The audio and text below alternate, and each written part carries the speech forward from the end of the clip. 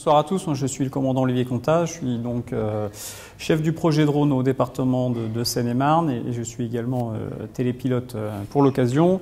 Donc je vais vous expliquer un petit peu pourquoi on utilise les drones en sécurité civile, hein, en gros en opération de secours, et quelle est la plus-value surtout que cela nous apporte. Donc en fait il y a de gros intérêts sur la partie utilisation des drones en termes de secours.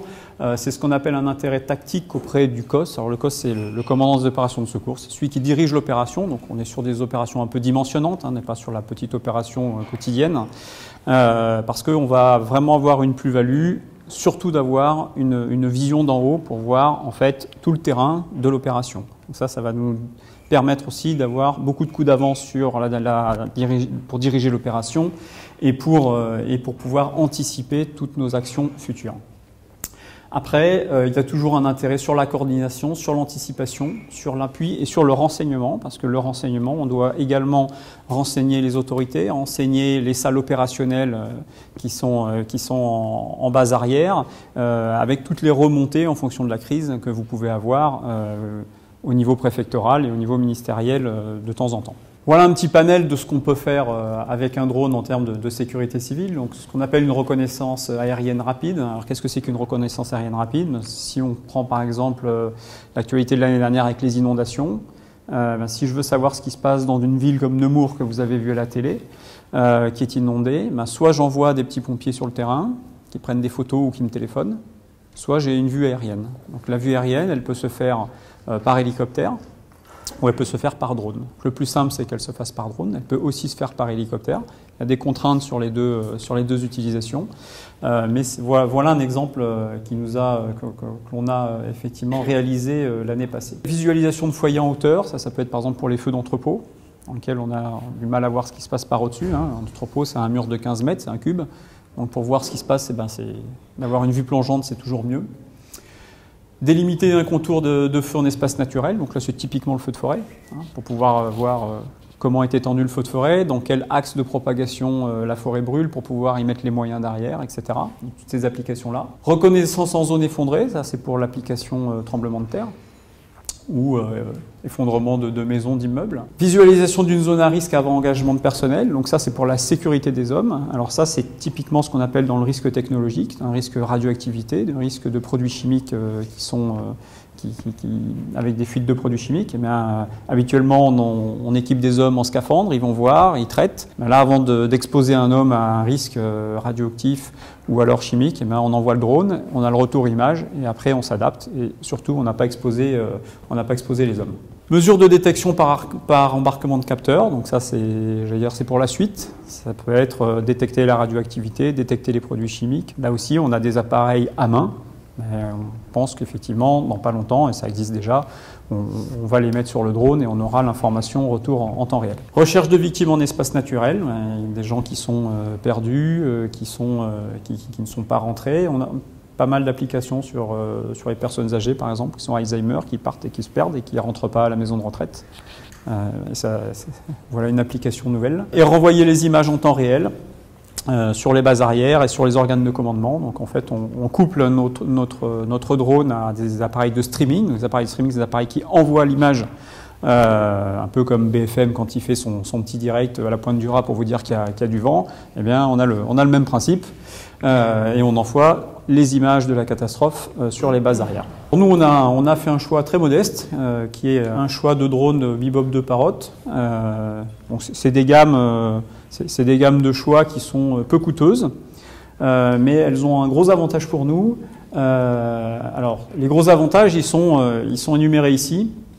Le premier, c'est la robustesse. Je l'ai symbolisé par le petit marteau, parce que moi, quand j'utilise le drone, c'est toujours dans des situations un petit peu catastrophiques. Donc en fait, le drone, il est souvent exposé. Sous-entendu, on peut avoir de la casse. Et de la casse, on en a. Donc avant de mettre un drone à 25 000, 30 000 ou 40 000 euros en l'air et qui tombe, autant prendre un drone beaucoup moins cher, mais qui va nous rendre beaucoup de services, parce que celui-là, même quand il tombe, il redécolle souvent, donc ça nous arrange.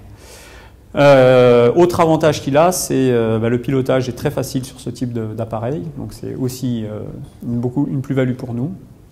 Il fait du flight plan, donc ça c'est intéressant. Alors, du flight plan, qu'est-ce que c'est? Vous mettez des waypoints, et puis en gros vous programmez un plan de vol, d'accord? Vous appuyez, il part faire le plan de vol tout seul, sans besoin du pilote, il filme ou il prend des photos pendant son plan de vol. Donc ça aussi c'est extrêmement intéressant. Et ce drone est en capacité de le faire.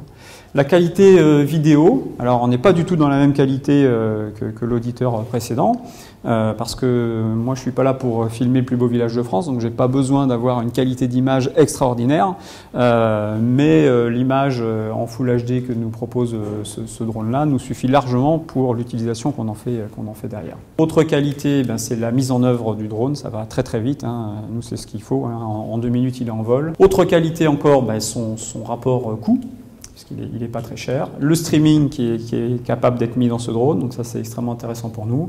Et le dernier point, ben, c'est le partenariat qu'on a développé aussi avec Parrot, qui a été intéressant pour nous comme pour eux, mais dans lequel eh bien, on fait un petit peu notre lettre au Père Noël et puis ils nous font un petit peu de R&D sur ce qu'on peut attendre d'un drone en termes de sécurité civile. Quelques petites images pour vous montrer ce qu'on peut faire avec notre drone. Donc en haut à gauche, bah, une petite image de feu en espace naturel. Donc vous voyez des camions citernes, feux de forêt qui travaillent sur un feu dans des champs de blé, par exemple. Donc ça, c'était l'été dernier en Seine-et-Marne. En haut à droite, un petit problème de colis radioactif qui s'est éventré. Donc, ce que je disais tout à l'heure, avant d'envoyer le pompier dans une tenue spéciale pour ramasser la source radioactive, on voit déjà ce qui se passe et comme ça, on adapte notre matériel et on expose moins le personnel. En bas à gauche, toujours une application risque technologique. Donc là, c'est un accident qui a eu lieu il y a quelques mois, dans lequel le camion transporte des produits dangereux, donc des produits chimiques. Là, le périmètre de sécurité, c'est à peu près 300-400 mètres autour du camion.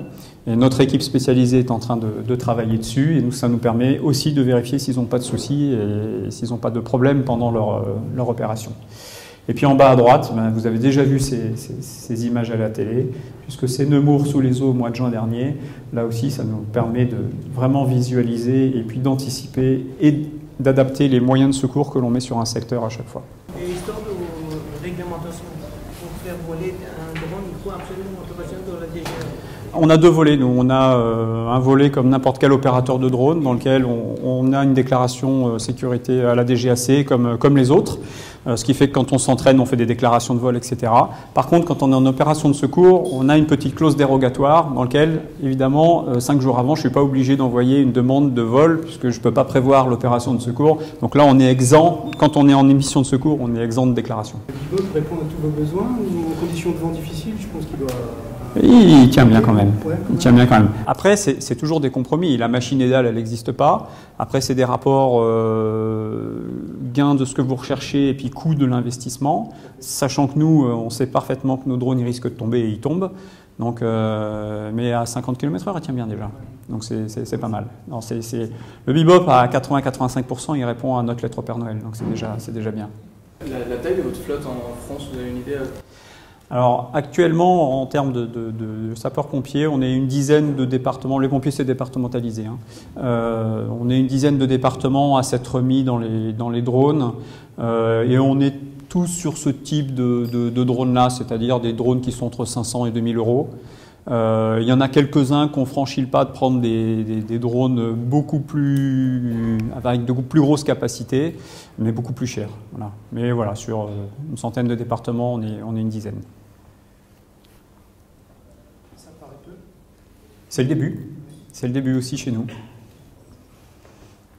n'êtes pas gêné en termes d'autonomie, de durée de vol? On est sur une durée de vol qui est d'environ 30 minutes. Et on n'est pas trop gêné parce que nous, en fait, on n'a pas besoin de longues séquences. C'est justement, nos télépilotes, quand on les forme, on leur demande de faire des séquences courtes. Nous, on n'a pas besoin de raconter une grande histoire. Il nous faut rapidement de l'image ciblée et qui parle. Donc en fait, on fait toujours, quand on fait de la vidéo, et en plus comme on la stream derrière, il ne faut pas que les paquets soient un peu lourds. Donc on fait toujours des séquences qui durent à peu près 30 secondes, parce que pour comprendre la situation, ça suffit largement en fait.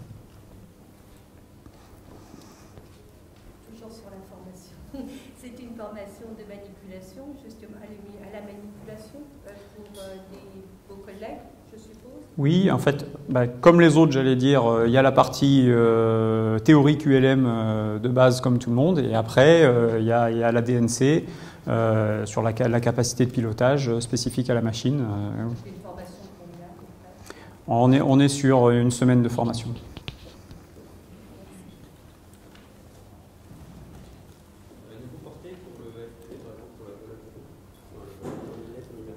J'ai pas entendu votre question. Au niveau portée de vidéo, par exemple 2 km. Voilà. On va maximum 2 km du télépilote. Après, on a des risques de coupure de liaison, même s'il y a un RTH évidemment automatique qui fait que le drone revient tout seul. En règle générale, comme nous, on travaille dans des conditions difficiles, on n'aime pas trop qu'ils s'éloignent beaucoup trop loin de nous. Après, quand il faut, et puis s'il y a de la casse, il y a de la casse.